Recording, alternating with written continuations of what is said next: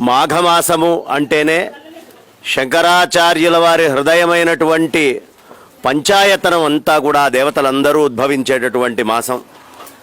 మాఘమాసంలో శివలింగోద్భవమైంది మాఘ కృష్ణ చతుర్థి. విఘ్నేశ్వరుడు బ్రహ్మదేవుడికి మొట్టమొదట కనిపించినటువంటిది మాఘ కృష్ణ చతుర్థి. అమ్మవారు దాక్షాయణీదేవి దక్షుడికి లభించినటువంటి రోజు మాఘ పౌర్ణమి సముద్రంలో శంఖంలో. విష్ణుమూర్తికి అత్యంత ప్రియమైనటువంటి రోజు మాఘ శనివారం. సూర్యనారాయణమూర్తి ఉద్భవించినటువంటి మహత్తరమైనటువంటి రోజు ఈ మాఘమాసంలో సప్తమి, శుద్ధ సప్తమి. ఇలా మాఘము పంచాయతన దేవతలందరికీ ప్రీతి.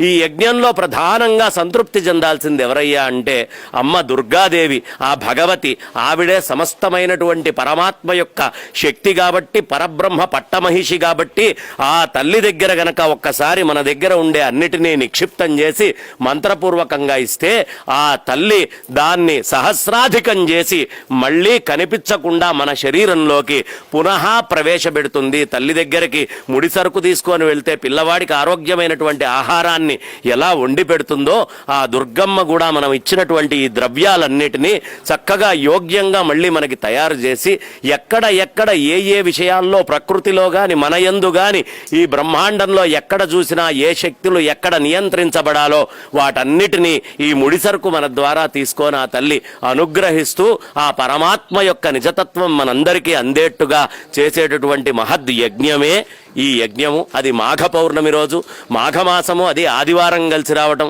ఈ ఆదివారమే విశేషం అనుకుంటే చక్కగా పుష్యమి నక్షత్రము అందులో విశేషంగా ఉండడము, అన్నీ కూడా కలిసి వచ్చినటువంటి మాసము. అందులో పౌర్ణమి ఉండడం, సూర్యనారాయణమూర్తి చంద్రుడు, ఈ రెండిటికే కదా మనం మధ్యలో సంధి అనేది. ఈ సూర్యనారాయణమూర్తి పౌర్ణమి చంద్రకళలు అంటే ఓ పక్కన పరమాత్మ, ఇంకొక పక్కన జీవాత్మ, ఈ రెండూ కూడా చాలా ఉచ్చై స్థితిలో ఉన్నటువంటి మహత్తరమైన రోజు. మళ్ళీ ఎప్పుడు వస్తుందో ఇలాంటి మాఘ ఆదివార పౌర్ణమి మూడు కలిసినటువంటి రోజు మనం చెప్పలేము. కాబట్టి ఇది మహత్తరమైనటువంటి రోజు. మాఘ సమస్తమైనటువంటి పాపాలని నాశనం చేసి భస్మీపటనం చేసేటటువంటి రోజు. ఈ యజ్ఞంలో వచ్చినటువంటి వారు, పాల్గొన్నవారు, వీక్షించిన వారు, చూసిన వారు, దీని వాసన పీల్చిన వారు, ఇలాంటిది జరుగుతుందని ఆనందపడేవాళ్ళు, దీన్ని చూసినా చూడకపోయినా యజ్ఞాన్ని తలుచుకుండేటటువంటి వాళ్ళు అందరికీ ఈ మొత్తము బ్రహ్మాండమంతా తల్లి యొక్క అనుగ్రహం మెండుగా ఈ యజ్ఞం వల్ల లభిస్తుంది. దీంట్లో ఏ విధమైన అనుమానం లేదు అని చెబుతూ జగద్గురువుల పదపద్మాలకి సాష్టాంగ ప్రణామం చేస్తూ నా వాణికి విరామాన్ని ఇస్తున్నాను. స్వస్తి.